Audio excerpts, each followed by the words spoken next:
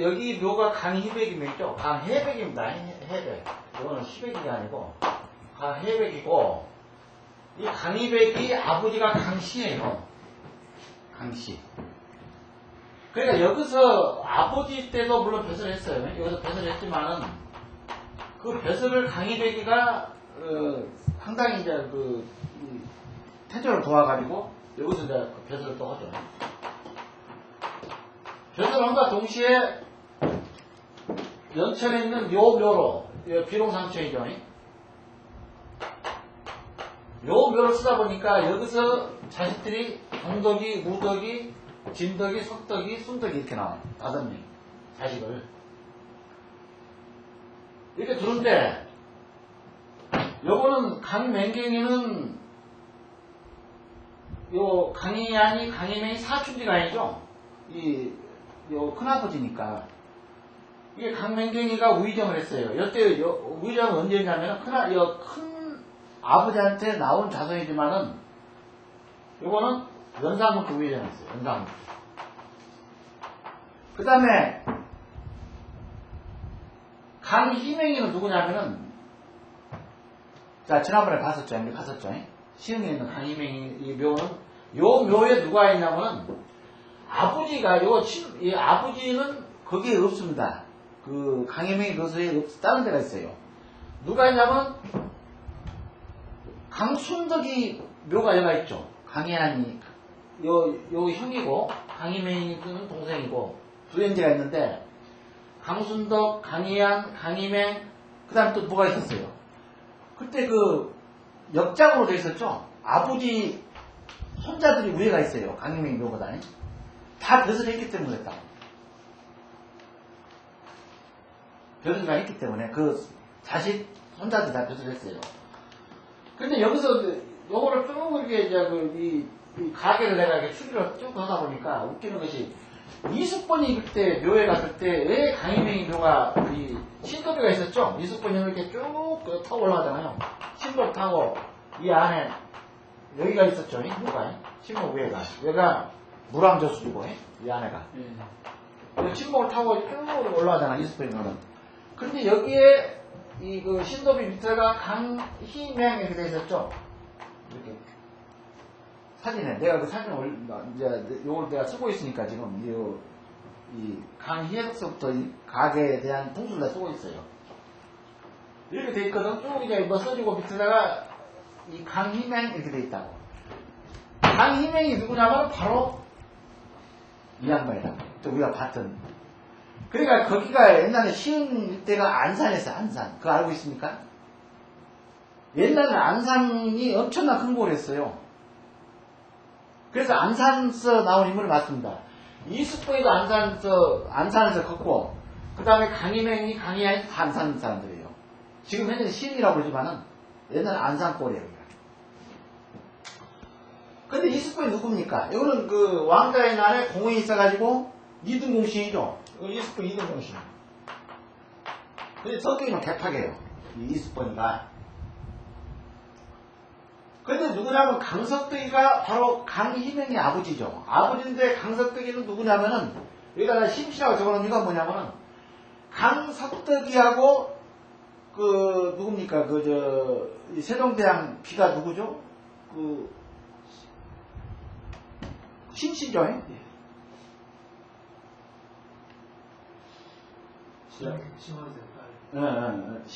시몬이 딸이죠.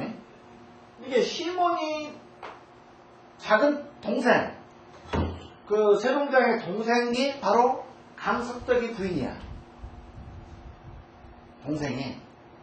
그러니까 강석덕이하고 세종대왕은 뭐가 됩니까? 동서가 되죠. 같이 요 시몬이 딸을 다, 큰 딸은 이거는 큰 딸, 이것도 심씨인데 큰 딸이 세종대왕 비고, 그 다음에 강석덕이 천은 심씨란 말이에요. 같은 심형. 시몬이 다 자식들이에요. 그러면 뭡니까? 이 세종대왕하고 강석덕이는 뭐가 되죠? 동서지간이 되는 거죠. 같은 그 다음에 이제 세종대왕이 최영이죠. 세종대왕 비가 이 강석덕이는. 그런데 그러면 뭡니까? 세종대왕이 누구를 낳죠? 세조를 낳죠. 세조를 낳지 않습니까?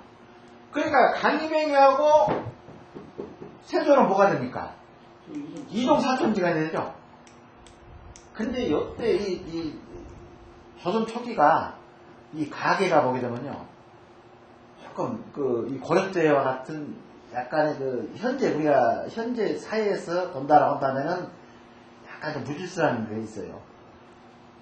그런데 강석덕이 둘째 딸을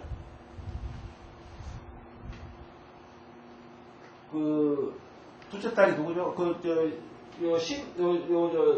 소연나무죠? 소연나무. 세종대왕 큰비가 소연나무인데, 소연나무가 죽자, 강석덕이 둘째 딸이 요리 피로 들어가는 거예요, 피로. 그러니까 이게 뭐가 됩니까? 동서지간이 됐다가 장인이 됐다가 그런 거 아닙니까? 세종대왕이 장인이 되죠, 강석덕이. 동서 겸 장인. 그러니까 지금 현재 우리가 윤리적인 도덕까지 이렇게 못 얻었죠.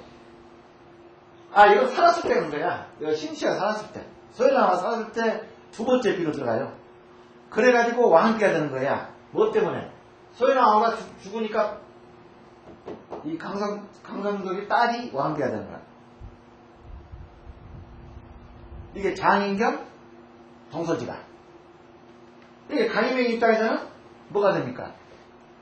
자기 누이가 세종대왕한테 갔으니까 이거 매형이죠. 강희맹이는 세종대왕이 매형 아닙니까?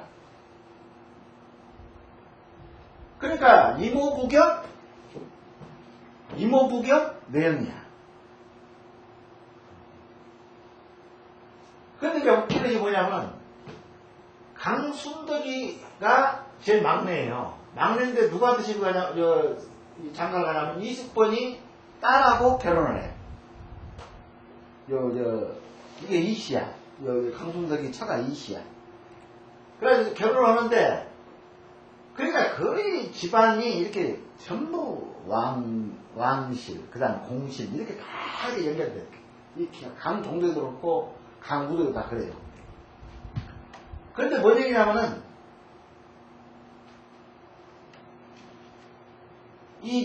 강희맹이가 작은 아버지의 양자로 가요. 이 강순덕의 양자로. 그러면 뭐가 됩니까? 이숙번이는 자동적으로 강희맹이 애조부가 되죠.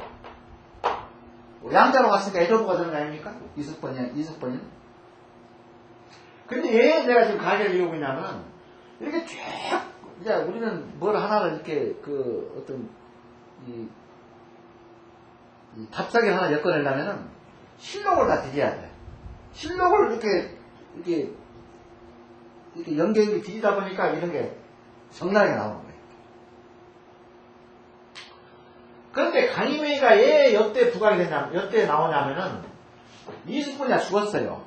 이숙번이도 이숙번이 처가 정씨야, 정씨.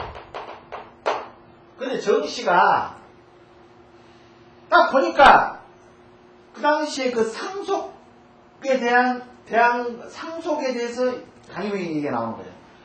그러니까 이숙번이가 딸을 이제 강순덕이 사하고 있는 딸 앞으로 자식들이 있었는데 거의 유산을 상속해버려요. 강순덕이한테. 그러니까 사이한테 상속을 해주는 거야. 그러니까 이숙번이가 죽고 나니까 정씨가 보니까 자기만 딱 따라 남는 거야. 이게 재산도 없이 그 많은 노비, 이 전답 이것이 거의 강순덕이한테 가거든. 그러니까 이게 상소를 해. 왕한테 상소를 하는 거야. 정씨가 내가 억울하다. 응? 어떻게 양자한테 그러니까 뭐냐면은 사이한테 주니까 차이는 누구를 넣으냐면은, 그러니까, 요때 이제 실록에 보게 되면은, 강희맹이는, 이제 이 정시 상소 내용을 보게 되면은, 강희맹이는 이 강순덕의 조카로서 상속을 받기 위해서 양자로 이렇게 내세웠다. 이렇게 얘기해요. 강희맹이를 양자를 내세웠다. 강순덕이가. 그래가지고는, 그때가 단종, 언제나 단종. 이때가 이 사건이 벌어진 것이 단종 5년인데, 그게 문종 다음에 단종이죠. 단종 5년인데, 그 당시에 그 조정에서 이렇게 조금 행색계나 했다는 사람들은 요 소에 다 참여를 시켜요. 단종. 그래가지고는 누구는 이 정시 말이 맞다. 누구에는 강순덕이한테 재산을 주는 게 맞다 해가지고 우리의 실록을 보면 조선 역사는 처음으로 상속권 가지고 이 한 페이지 당시에 그때 주인공이 강희맹이야. 그러니까 강순덕한테 재산을 주니까 강순덕이는 자기가 양자를 내세우는 거야. 강희맹이를 양자로 딱 끌어들여가지고 강희맹이 앞으로 상속을 해주는 거예요. 근데 결론은 뭔 얘기냐면은, 결론은 왕이 이 정시손을 들어주는 거예요. 정시손.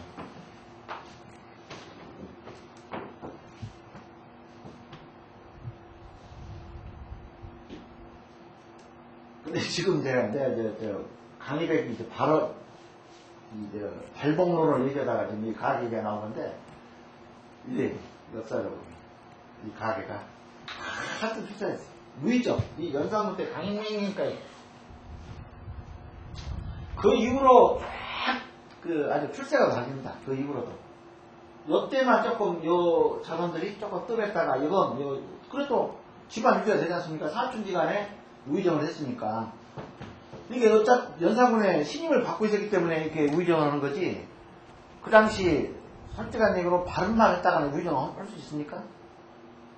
어느새 지도 모르게 그냥 날아가 버리지. 근데 끝내 강맹리가 이제 중계 졸기록을 보니까 어떻게 나오냐면, 처음에는 아주 형제들한테 우위가 있고 이 연산군 때 우의정을 하면서 아주 잘했어요. 근데 이 죽기 전 그 말기 때에 아까 그런 얘기가 나온 거야. 이제 사가가 사학자가 사기를 했던 사람이 적은 것이 조금 좀 웅침했다.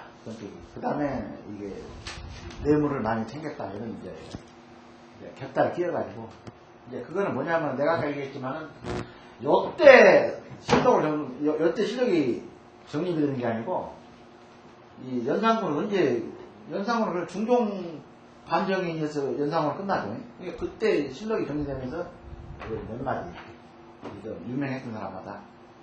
그러니까 여기 뭐냐면은 중국의 뭡니까? 사신이 아니고 중국의 어떤 행정관으로 중국 가는 도중에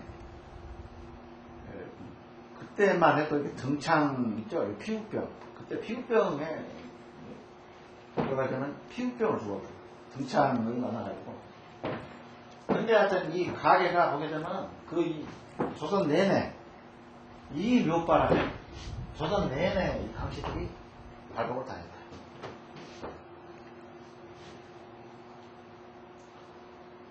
그러니까 물론 좀 이따가 내가 이 도장 역장이 나오지만은, 지금 현재는 강희맹의 묘도 2로 아버지 손자 이렇게 돼 있죠. 2로. 그건 뭔 얘기냐? 터가. 그러니까 이게 뭡니까? 이쪽이. 이게 어떤, 우리가 정략 결혼 하는 식으로 이렇게 막 집안이 유지가 되다 보니까 조금 그가 그렇죠. 내가 용맥도 봤는데, 그쪽 용맥도 보게 되면, 여기는 실제 이 배죠? 여기가 배니까. 근데 지금 묘를 가서, 어느 묘를 가서 보더라도요, 거의, 그 다음에 이제 요 강희명이가 뭘 했습니까? 한 가지 흠이, 남이장군하고 연루가 돼 있죠. 남이장군이 병조판서를 하니까, 이건 자질이 안 된다. 남이는 또 누굽니까? 남이장군은. 남이장군은 남의 아들이죠. 남해. 태종의 셋째 딸이 남이장군 어머니예요. 그러니까 결과적으로는 세조한테 죽죠. 남이장군이. 그 용모를 꾸몄다 해가지고. 그럼 결과적으로 세조왕은 뭐가 됩니까? 남이장군은. 즉 말해서 세조 바로 누이란 말입니다. 이 남이장군 어머니가. 근데 결국은 누구한테 죽습니까? 외삼촌한테 남이는 죽는 거예요.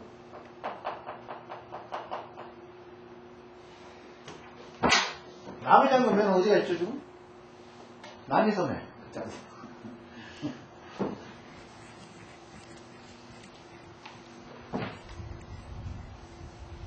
그것도 내가 시간이 있으니까 이 실록도 좀 뒤져보고 그렇지. 시간이 없으면 이거 도저히 이거.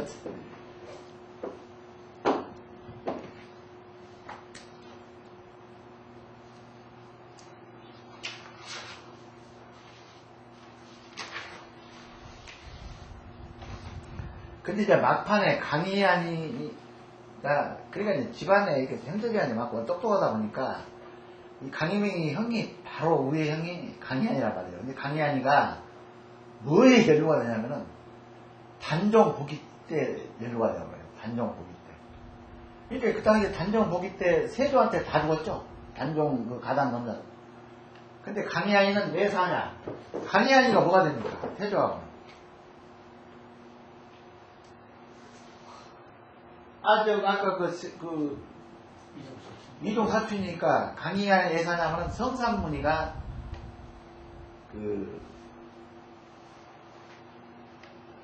인재를 죽여서는 안 된다 해가지고는 이 강희안이가 살아요. 강희명이. 그래가지고 아주 결선은 형이 더 큰 데서 졌습니다.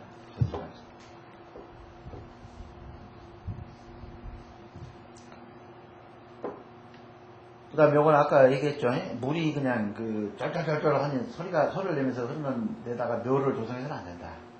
물론 산 사람들은 능히 그걸 이길 수가 있어요. 근데 이거를 어떻게 모릅니까? 이 묘는 항상 조심해야 한다는 것이, 요거는 바로 음기를 받죠. 여 밑에 있으니까 시진. 시진이 여 밑에 이렇게 있으니까 시진이. 요를 정확히 음기는 어떤 에너지 자체를 여기서 받게 되면은 뭐라고 그랬습니까? 이 지기를 내가 받게 되면 이거를 동기감이라는 얘기죠. 요 기를 자손들한테 전달하면 돼요. 자기가 쓸 수가 없어. 요거는. 그래서 요 기가 크다는 얘기죠. 직접 산 사람이, 물론 산 사람은 숨을 쉬고 살아야 되기 때문에 양기를 다 흡수하고 살아야죠. 산 사람은 양기 떨어지면 죽어버려요. 그 다음에 뭡니까? 산 사람은 두 개를 다 받죠. 요 지기, 청기, 요 두 개를 다 받죠. 특히 청기 에너지를 많이 받죠. 지기 에너지보다. 그런데 요 땅 속에 실제 청기, 우리 산 사람은 청기 에너지 엄청 받습니다. 근데 지기라는 게 뭡니까? 단순히 땅 위에서 나오는 어떤 눈에 보이지 않는 에너지예요. 그게 미약하죠. 그런데 그것이 우리 지금 살고 있는 사람들의 어떤 운명 패턴을 바꿔놓을 수가 있다. 그러니까 그거를 지기를 내가 더 채우기 위해서는 조상은 명당에다가 모셔야 된다. 그런 뜻이에요. 명당에다가. 그래야지 내가 부족한 지기 에너지를 많이 이렇게 동기감으로 흡수를 해가지고 어떤 남보다, 어차피 사람은 살다가 죽어서 땅으로 가는 건 다 똑같지만은 살아있는 동안에 남보다 더 큰 영광을 얻을 수가 있다. 명당에 모셔야지. 그런 뜻입니다. 뚱뚱한 게. 그런데 물이 소리가 요란하게 들리게 되면은 여기 잠들어 있는 시신은 편치를 못해요. 우리 산 사람은 여러 가지 에너지를 다 받죠. 소리, 맛, 그 다음에 냄새, 이걸 다 받아. 그렇지만 이 땅속에 있는 사람들은 일단 그 땅속에 있는 그 망이는 받는 거라고는 생기를 통해서 얻는 생기밖에 없어요. 지기밖에 없어요. 그래서 이거를 음기, 산 사람을 양기. 그 다음에 청년이나 백호가 끝머리를 마주하고 서로 싸우는 단 형세. 그건 안 된다고 그랬죠. 현재 그 정약용 선생 묘를 가서 보면은 치고 들어오죠. 청룡이 주에 자, 정약용 선생 묘를 보세요. 이렇게 됐죠, 이렇게. 이게 정약용 선생 묘야. 이거는 생각. 생각했거든요. 이게 양술이 상당히 크게 올라가고 이렇게 됐죠. 이제 여러분이 자꾸 이걸 찍는 거예요. 이 옆에 이 몸통을. 이걸 지가 지 몸통을 찍는 거예요. 이게 정신 몸통. 이거를 차내라고 차내. 풍수해버리면 돌아서 찔러버린다. 그런데 지금 요 말은 뭡니까? 청룡백호가 요거를 이렇게 생겼어요. 요거는 뭡니까? 그때 우리 행정론을 때 배웠죠. 이렇게. 여기까지 이렇게 왔지. 서로 주먹을 쥐고 싸우는 거야. 이거 자꾸 이렇게 싸우는 행사. 요 얘기예요. 그러니까 여기에 길을 내가 동기를 담다 하더라도 자꾸 현대인지 간다니 쌈고 이제 그러니까 여면도 옮겨야 된다. 그런 거. 옮길 때까지 된다. 그 다음 재물을 풍족하나 인물이 나오지 않으면 장풍이 잘 되는 따뜻한 해를 부으고 이게 요 말은 장풍 득수 할 때 예, 두 개라고 그랬죠 내가. 두 가지로 갈라서 생각해라. 장풍은 뭡니까? 길을 흐트러지지 않는다는 얘기죠. 장풍을 하게 되면은. 그러니까 우리가 풍수를 한다면 딱 넉자. 장풍 득수가 풍수 아닙니까?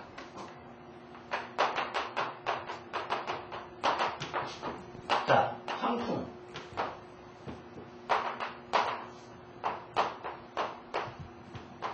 득수. 그럼 이거는 풍수가 아닙니까? 두 개. 그러니까 바람을 감추고, 이거는 바람이죠. 바람을 감추고, 그 다음에 물을 얻고. 그럼 바람을 감추고는 뭡니까? 장풍이니까. 이거는 인물이 인물. 그 집안에 인물을 내는 거고, 이걸 물을 얻는다는 거는. 이건 뭐? 이건 재물이지. 요 말이지. 그래서 재물이 없어 비난하면 반드시 수세를 봐라. 그런 뜻이. 돈은 많아. 그러니까 지금 보게 되면은 현대가나 삼성가에 비유를 해야 돼요. 재벌들이니까. 돈은 많죠. 그 중에서 이거를 영구적으로 지킬 수 있는 인물을 내려면은 뭘로? 조상을, 이걸, 장풍을 고려해서 묘를 써야 된다. 그 얘기야. 그런데 인물은 많아. 이제 이 학자들이나 교수들 집안을 보게 되면 인물이 많이 나오죠. 원체 아버지가 우리가 뭐라고 그러죠? 우리 용어로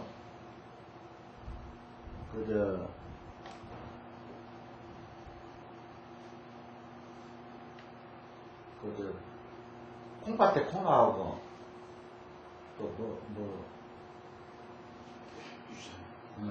유전이죠, 유전. 그러니까 뭐냐면은 이 교수들이나 이 학자들 집안을 보면 학자들이 많아. 근데 뭐냐면 자꾸 비난하니까 여기에 요걸 조금 치우려다 보면은 뭘로 걸립니까?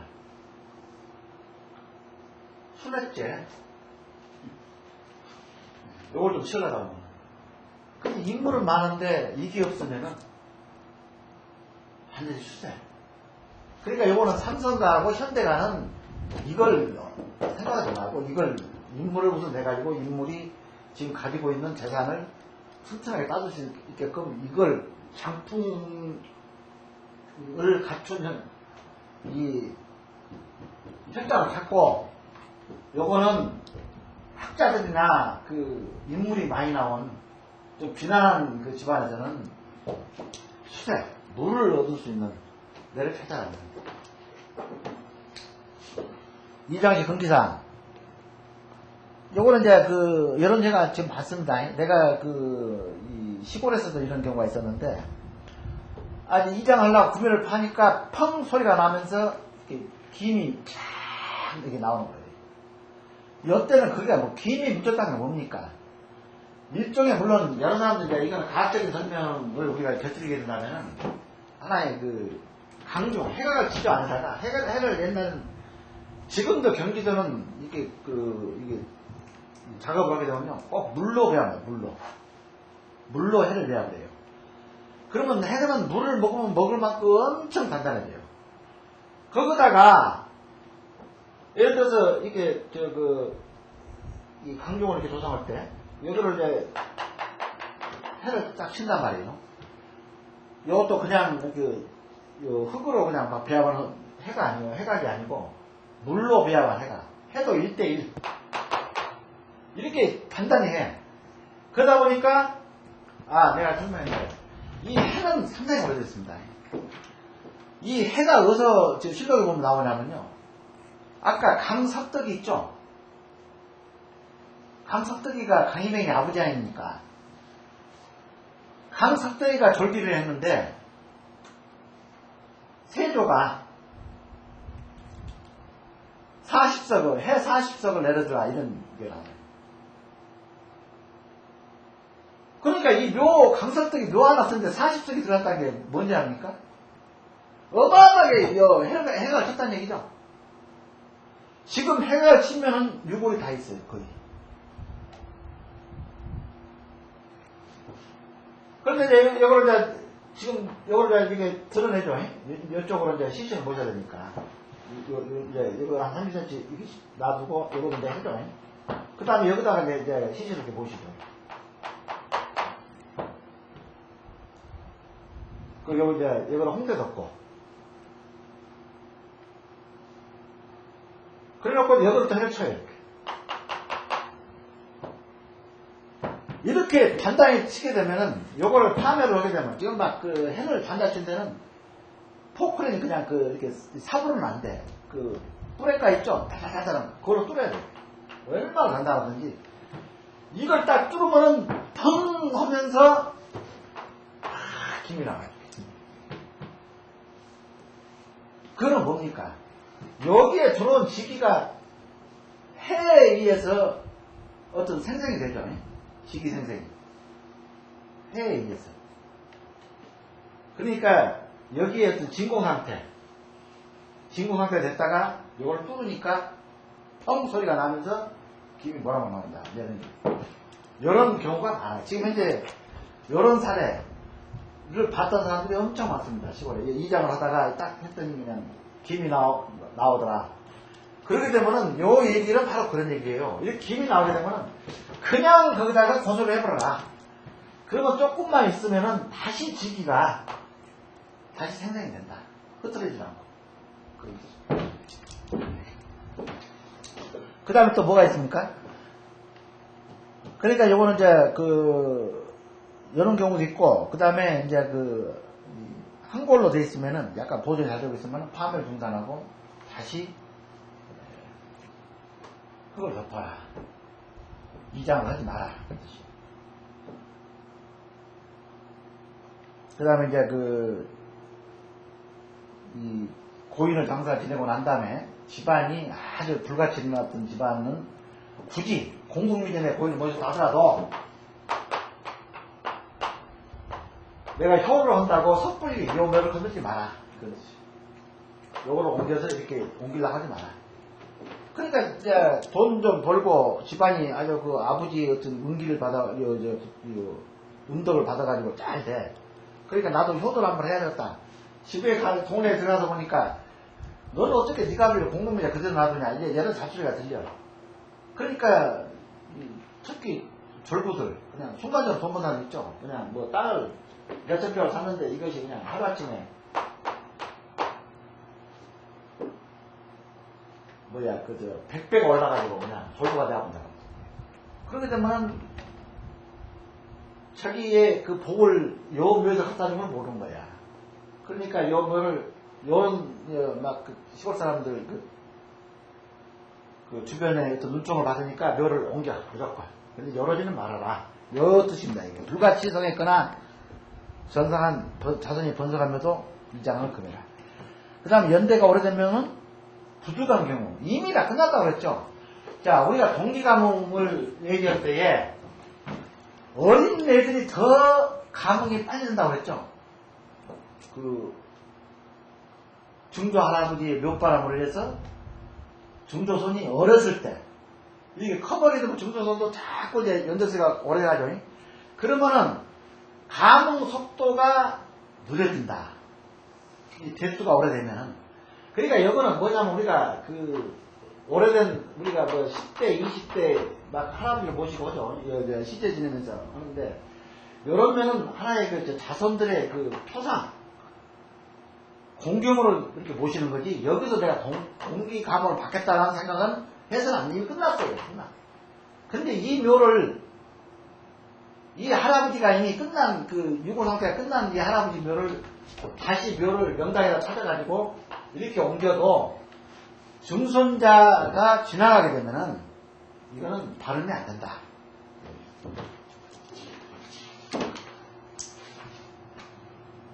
그 다음 요거는 이제 파죠. 파. 흉장 구격이죠. 묘도 주번이 무너지고 깨지고 문드러진 거. 요거를 파죠. 파는 기울어지고 끄꾸러지고 바르지 못한 거. 유는 흘러 달아나면서 돌아보지 않고 볼다.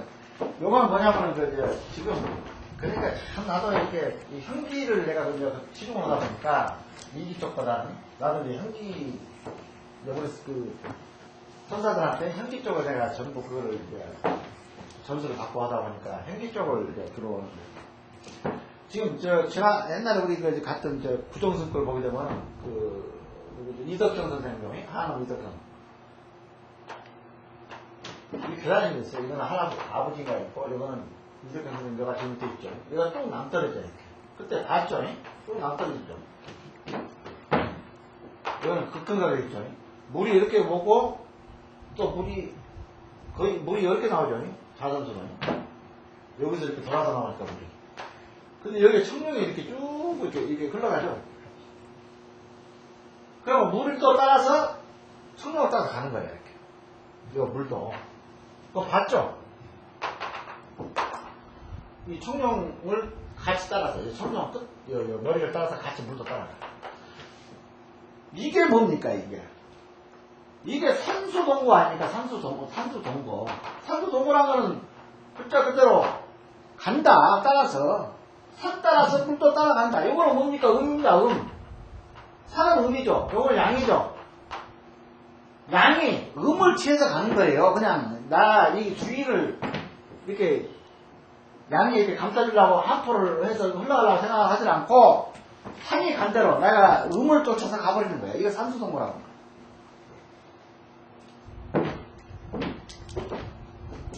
그러면 물이 빠져나온 것이 이거 묘에서 훤히 보이는데 이게 재물이 되겠어요? 자손들이? 재물을 취할 수 있겠어요?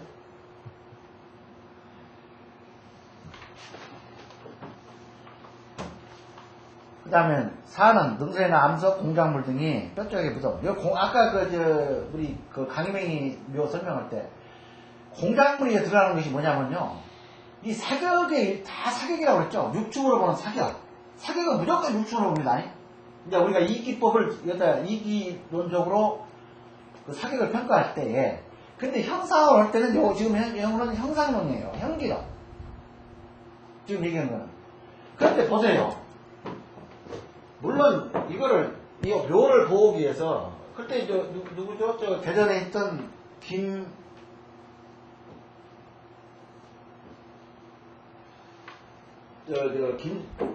김강생 씨의 후손들이죠. 대전에 있던 과학단인가 어디 아닙니다. 자, 강희명 선생 묘가 여기 있어요. 아파트를 쭉 지었죠, 이렇게 아파트를. 근데 여기 아파트의 이 가운데, 요것이 이 묘를 쭉 충으로죠. 요게 사예요, 사. 공작물이 사라고. 찌른다. 뾰족한 부분이 이렇게 찔러버린다.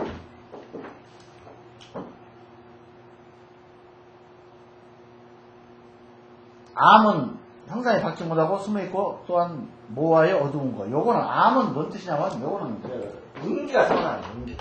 음기가 선하다. 음기가. 우리는 사람은요 양기이기 때문에 이 동질의 기입니다. 양이라는 거는. 양은 밝다는 얘기죠. 음은 이렇게 어둡다는 얘기죠. 어두람자. 우리가 음계에서는 약해요. 사람들은. 양계에서는 동질의 기를 받기 때문에 이 어떤 두려움이나 공포나 이런 게 없어요. 근데 이 공포나 이런 암은 음기인데 음기 쪽에서 이렇게 공포를 한다고. 어둠은. 물론 이제 우리 사람이 이게 하다 보면 여러 가지 이제 공포도 많이 이제 학대를 받는다거나 그렇지 않으면 어떤 특이한 일 때문에 공포를 받을 수도 있지만 대부분이 어둡게 되면은 우리가 음을 이렇게 적당한 음을 취해야 되는데 그냥 어떤 음침한 음을 취하게 되면은 이건 두렵다. 근데 뭡니까? 이 묘는 항상 밝아야 된다고 했죠? 음택은. 밑에는 한데 음기가 들어차 있어요. 밑에는. 그러니까 요거는 음이고 요거는 양이야. 그러면 이거 음과 양이 배합이 되겠죠. 이 청기가 많이 내려져야 되겠죠. 이거 배합이 되려면 이건 순전한 완전한 음기니까. 이 지면 속은. 고는 산은 있는데 물이 없는 거. 가는 이거를 고라고 합니다. 고. 산은 있는데 물이 없는 거. 애로울 꽃자. 가는 물은 있는데 산이 없는 거. 이게 우리는 산에다가 묘를 쓰지 물에다 물은 안 쓰는 거죠. 음택은. 그래서 음택을 산이 없는데 요거는 가. 적을 가짜 해가지고 돌 석자는 땅을 열었을 때 푸른 소리 나오면 흉하고 그러니까 푸른 소리라는 게 뭐냐면요 약간 검고 푸르다. 그 다음에 홍분석 요거는 뭡니까 양색이죠. 검고 푸른 소리다. 요거는 음색이죠. 그러니까 음색이 나오면 안 된다. 양색이 나와야 된다. 그리고 돌이 부서지거나 뾰족하고 날카로우면 흉하다. 그러니까 돌은 항상 동글동글하고 맑고 백색 이 백색으로 돼야지 이 흉암색이 돼가지고 막 참암색이 돼가지고 막 깨지고 문드러지고 그 다음에 색깔이 막지를 못하고 그렇게 되면은 이거는 안 된다. 그 다음 불가장지 장경의 독단석가독 생신흉이 소위복이라 이런 말을 하냐면 그대로 딱 동산, 박산 이렇게 동산, 단산 이렇게 돼요. 이건 뭔 말입니까? 이런 5가지의 이 산에 장사를 지내게 되면은 후손들에게 재앙이 닥칠 뿐만 아니라 이미 들어온 복마저 사라진다. 그런 얘기예요.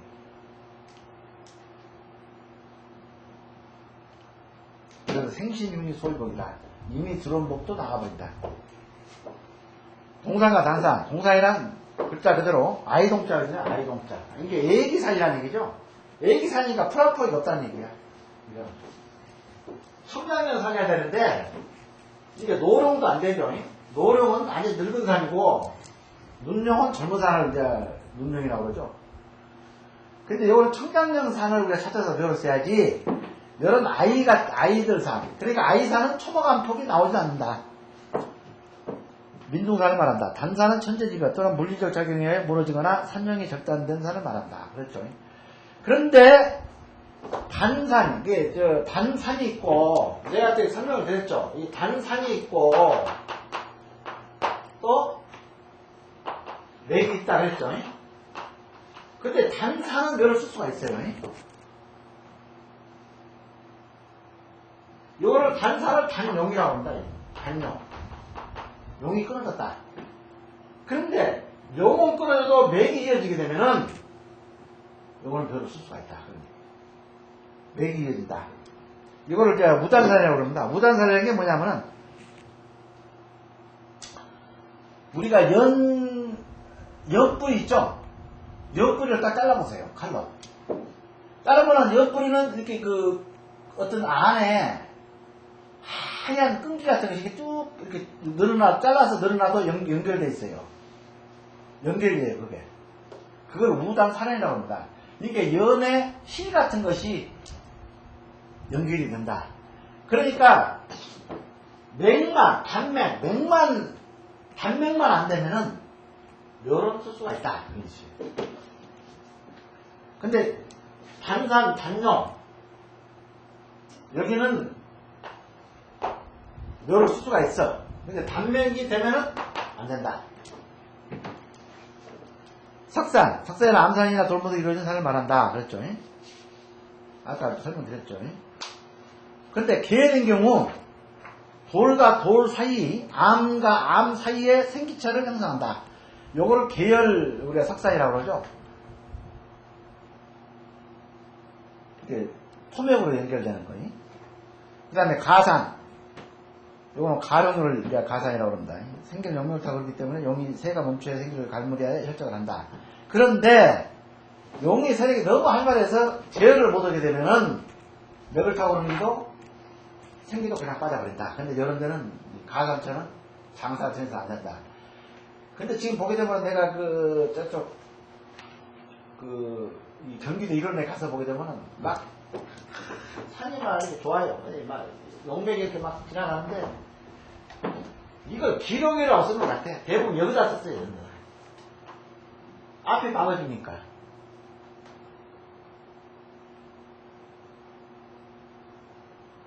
그러니까 요거는 뭐냐면은 여기는 기록열도 하나 일종의 계열입니다. 계열이. 여기도 별 쓸 수가 있어요. 확실히 이렇게 앞에서 이렇게 막아주게 되면 이런 경우는 요것이 안장이 되니까 요 부분이 안장이 되니까 쓸 수가 있어. 여기에 한번 맥을 멈추거든.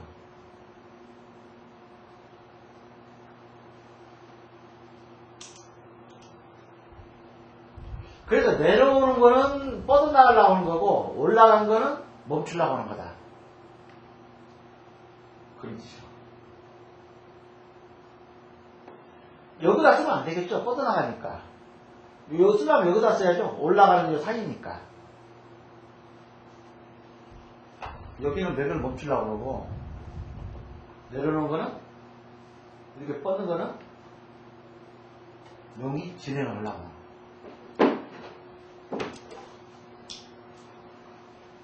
그래서 이것도 보게 되면은 생기가 머무르는 가산처, 가룡처입니다. 가룡처에서는 장사를 정해서 못한다.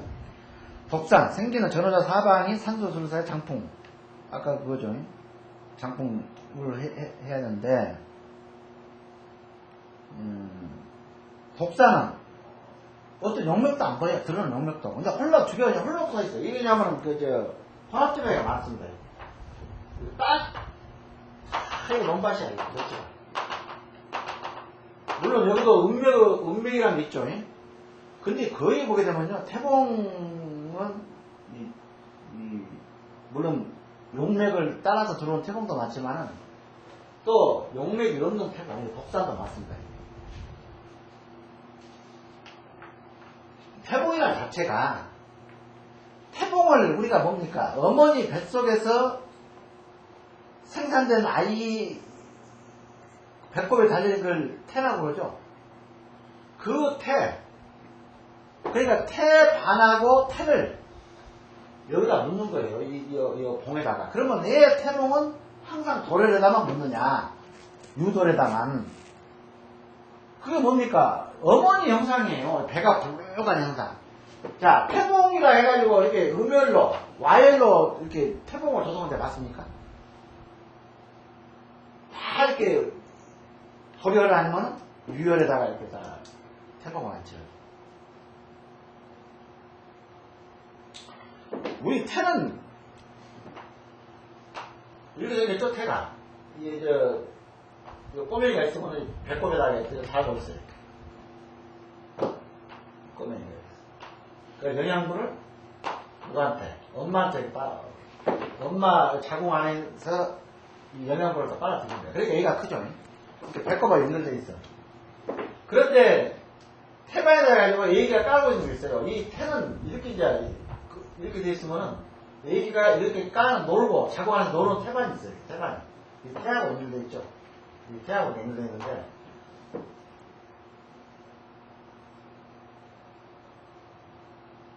나는 그 애를 받아봤기 때문에 이걸 알아. 근데 애를 안 받아본 사람은 이거를 몰라. 태반이 뭔지도.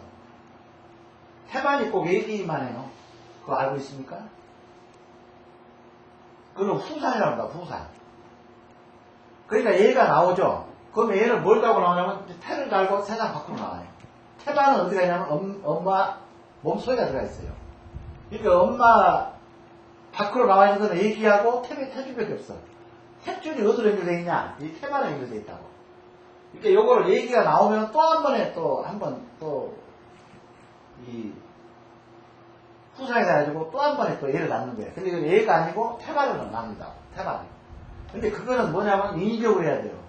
애는 자동적으로 이 머리부터 이렇게 나오기 때문에 이 머리만 나오게 되면 아주 바로 나와요.